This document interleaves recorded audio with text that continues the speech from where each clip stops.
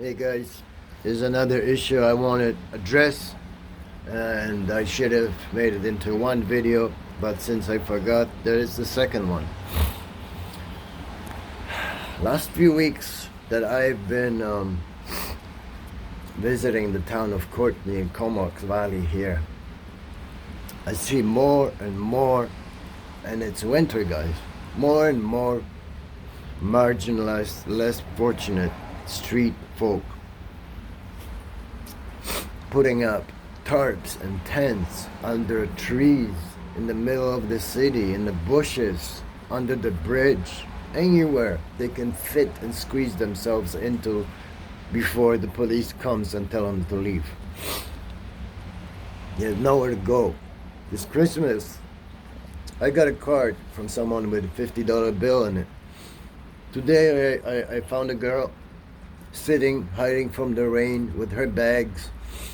Street girl, but she didn't look like an addict to me.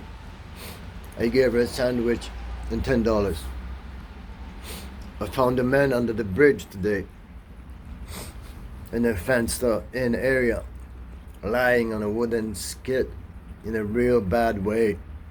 His head, was in a real bad position, and his hands too, and I proceeded to wake the guy up just to make sure that he's first of all alive, and second of all, I asked him and I made him sit up for me and told him that people become amputees from dozing off and falling asleep and folding like an envelope and lying in such positions where blood doesn't flow to your extremities. And I know people who have become amputees because of these nut outs. I was in a situation once when I had nutted out against a very sharp corner of a table with my hand against it for I don't know how many hours, and I had to literally unglue my hand from the table corner.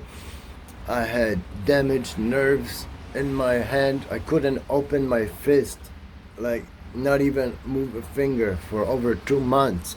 I was facing surgeries and plastic surgeries. But after 3 months, after doing some work, constantly doing work with these golf balls, my hands opened up and I avoided that. But soon after, I heard of a man, a friend of my friend, who had lost 2 legs to doing that. So people, be aware. And when you see someone in the street sleeping, looking like dead or lying in a very awkward position, walk up to them, talk to them, help them out, and make sure they're alive. Make sure they straighten themselves out, move around a little bit, and get that blood flowing again, like I did with the man under the bridge. And I gave him a $20 bill. He didn't look like an addict to me, so I told him. He told me, well, I am a little bit. Well, I told him, if I give you this $20, do you promise me? I'm a brother in rehab too. Do you promise me that you'll spend it wisely, since you are cold and hungry? And he said, yeah, so I gave it to him, not even knowing what he will actually do, but that's what I did. And that's what I do. And, these are kind people. These are people who have been ruined mentally and physically by the system. Thank you, mayors and people in the city hall here who ignore us and ignore the big file, the big document we compiled with 12 recommendations for policy changes because of the toxic drug overdose and so on, about discrimination, stigma, and all that.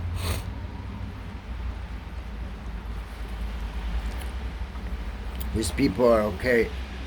This man, he wouldn't let me leave until I took one of these brownies he got, chocolate brownies from someone, and he wouldn't let me leave until I took one. We gotta write to our MPs, our mayors, the city hall. My work, my writing, compiled with many people in this community, got published and submitted to the city hall. We gotta keep going. We gotta keep drilling. And no thank you to our mayors, to our MPs, and to our representatives here in the valley. And I mean Comox Valley, Cumberland, Courtney. Shame on you all. And shame on you, Trudeau. Because that's where it all roots.